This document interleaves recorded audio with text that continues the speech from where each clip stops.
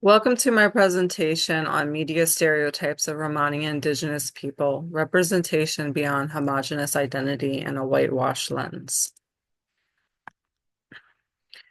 In the context of this presentation, homogenization is referring to viewing Romani people and Indigenous people as one fixed culture without variations in language, dialect, religion, traditions, dress, place of origin, vista, tribe, or clan. Um, for natives in America, this can be pan native or pan Indian ways of thinking, and what Hollywood specifically has done is we're going to be mostly talking about film um, in this presentation.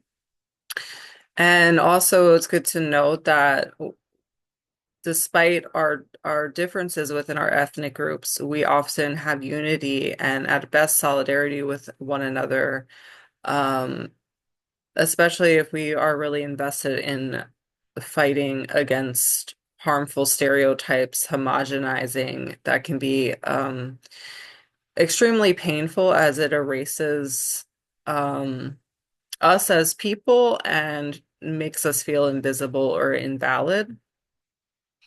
Whitewashing in the context of film mostly is pertaining to casting white actors or light-skinned actors, specifically for roles that are erasing the actual ethnicity of the written character. Um, Sorry about that. So Scarlet Witch and Quicksilver are Romani, and throughout as time has gone on, it's been more and more whitewashed. This also refers to history, and the narratives seeking to appease and uplift the oppressors. Historically, we have cowboys are heroes, Indians are savages, Romani gypsies are uncivilized and untrustworthy, and the whites are civilized and trustworthy. Then there's been practices, of course, of black and brown face, um, minstrel shows, all of those things. And colorism to me is the core issue, specifically anti-blackness. However, light skin, Native and Romani people, uh, are also valid, and labeling them simply white is also extremely offensive in colonial behavior. Practices like blood quantum is a colonial practice, and phenotypes do vary. Common stereotypes of Romani people in film um, and media in general, fortune tellers in specific attire, thieves, the old gypsy woman that casts curses, over-sexualized women dancing, knife-wielding, arranged child marriages, organized crime, gypsy palaces, unclean. Specifically, this is referring to the skin looking brown from dirt. Gypsy is an ethnic slur. I won't read all of this, but it somehow got really co-opted and stolen by white hippies, mostly in the 60s era. But it's a phenomenon that kind of went through American culture. I mean, I listen to Triple Six Mafia and Outkast, and I mean, you can find it used in a stereotypical way that is not really offensive, but it's there. And um it's hard to just say I'm Romani in this country. With and then some people, more people do know now today. Um, but there's phrases like I got gypped was used a lot at one point. The offense is very clear there. So yeah, it's hard though because there's still a lot of fashion and festivals that are white centric and that use this word for that, and that is erasing us, Roma people as a people. Native American stereotypes, it's a lot of homogenization of identity and culture, specifically in music and in movies and attire like headdresses and dream catchers when those are specific to certain tribes, and other tribes like the Anishinaabe, Ojibwa, um, their really one of the only tri that's where the dream catcher comes from. Then there's this, savages, bloodthirsty warriors, very a lot of tokenized characters. Stories focused on outdated representations and harmful narratives. Sexualized women, beautiful maidens, Indian princesses, stoic, magical medicine men living in wilderness or on the res, when in reality, 60% of Indigenous Americans reside in cities or urban areas. Representation matters, and how do we do it? It matters to combat these harmful stereotypes and to humanize Native and Romani people and to know that we are here. There is 1 million people, Romani people, approximately, probably more, that live in the United States. And we actually have laws that protect us in legal systems. And these are kind of unknown things, but we do exist and people do know that we exist. And the legal systems do know that we exist because there's actual laws that protect us. So why, we're the butt of so many jokes in movies still to this day. I'm not sure, but it's important that Romani people and Indigenous people are the ones creating the content, showing and representing the diverse lived experiences of our peoples, and also um accurately create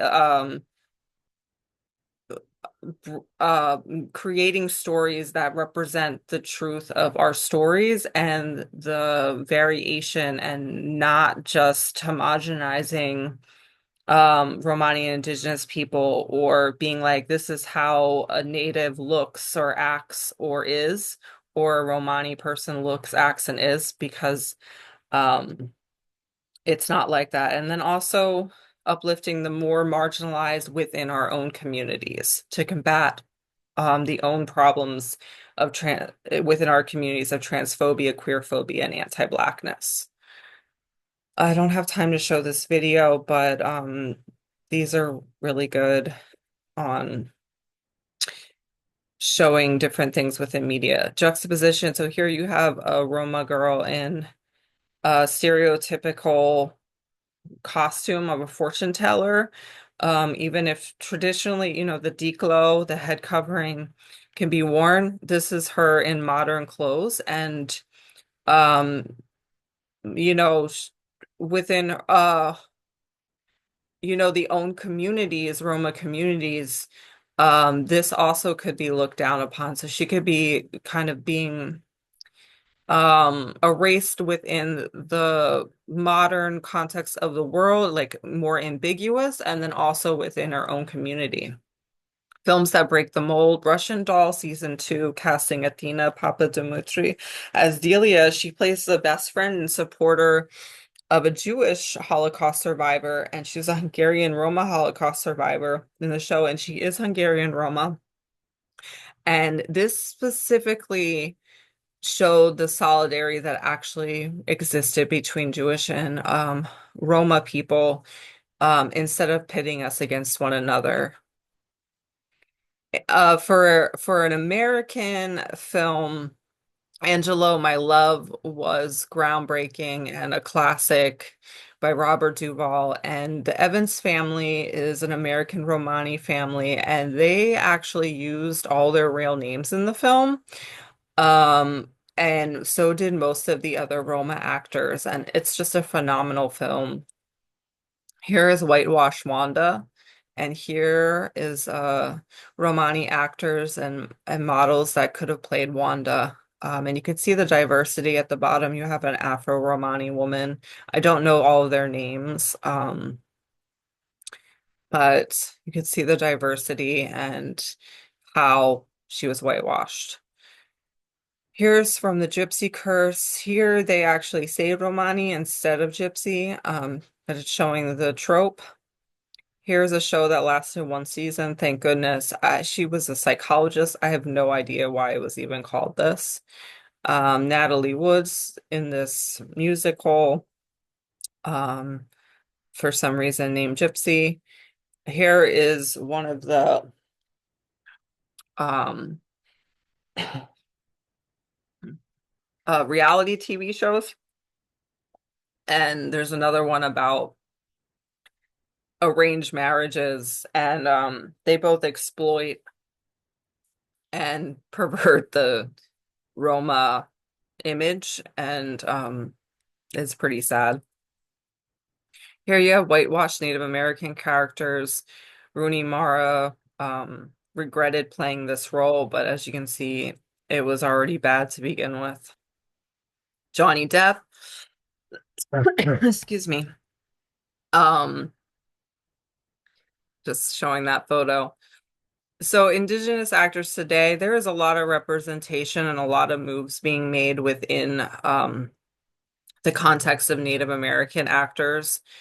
Um, and it is becoming less whitewashed, the narratives as well. And this is native land, so yeah, I think it's great that this is happening more. I don't foresee it happening for Roma people, but Kiana Rose Chasing Horse is amazing, up and coming, rising star and climate activist as well. Multi-talented. Liddy Gladstone, the first to receive first Indigenous person to receive the Golden Globe, and she spoke Blackfeet language. And, she pointed out how Hollywood used to have Native actors speak their lines in English and run them backwards to accomplish a fake native language. So she really represented her culture and specifically her language, and going against that homogenization.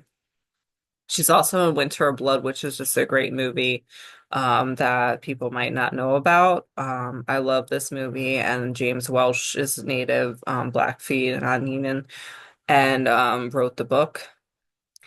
Kid shows are really important, especially for Indigenous children, like my own. He loves Spirit Rangers and Molly from Denali.